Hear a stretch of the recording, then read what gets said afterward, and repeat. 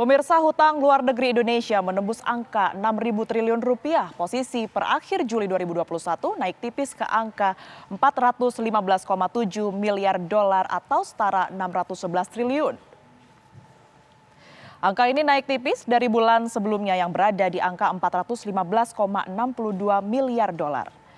Pertumbuhan utang luar negeri melambat 1,7% dari bulan sebelumnya yang menyentuh angka 2%. Dari total utang luar negeri pemerintah mencapai 205,9 miliar dolar atau setara 2.977 triliun.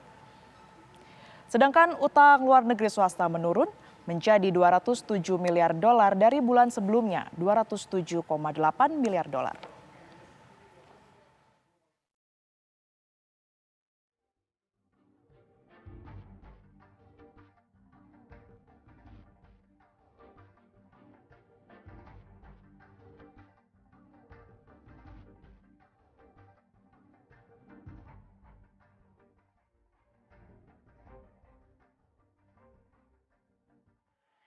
Sementara itu, pengamat ekonomi mengkhawatirkan kemungkinan ketidakmampuan pemerintah untuk membayar utang yang kian melambung menembus angka 6.000 triliun lebih.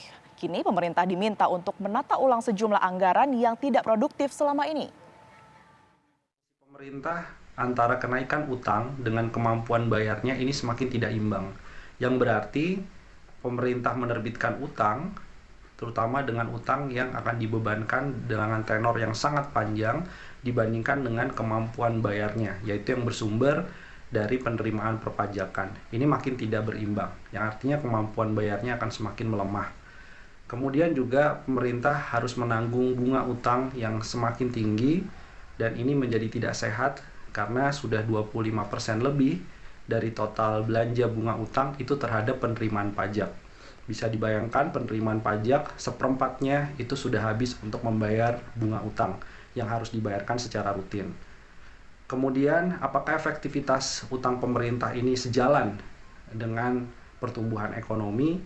Kita melihat bahwa pemerintah memang sebagian mengeluarkan dari utang itu untuk belanja penanganan pandemi COVID-19 dan stimulus.